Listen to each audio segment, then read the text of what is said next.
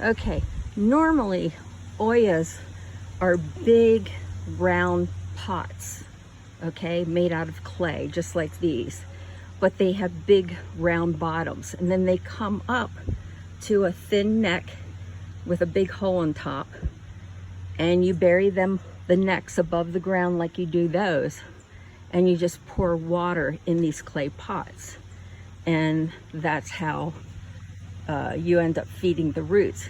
So what I do is I got some silicone, okay, and then what I do is I take silicone, I will tape the bottom, well, after taking the stickers off, I'll tape the bottom hole off, and then I'll pour silicone in there to plug that up, and then when that dries, I'll flip it over, take the tape off, and then I'll pour more silicone there.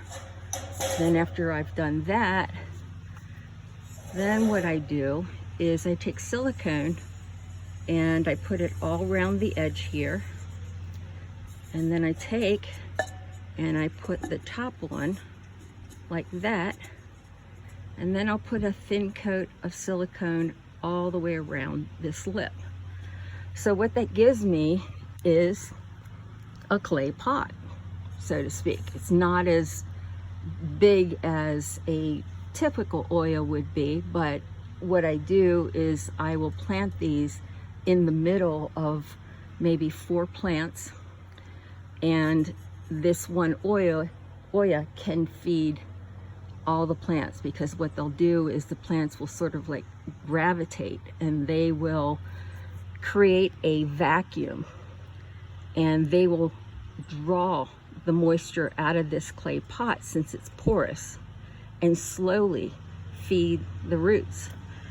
So because of this, I only have to water my pots once every 2 days instead of every day, because normally with pots like that, you have to feed them. I mean, you have to water them every day. They just tend to go dry, especially in the sun. So so that's how I make my Oyas.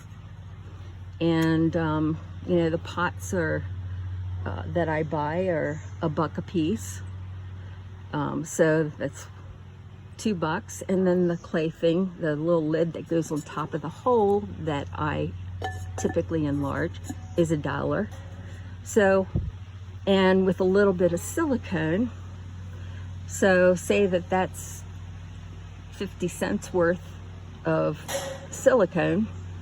So for $3.50, I make an Oya that I would have to buy or spend anywhere from $20 to $25 on up to purchase.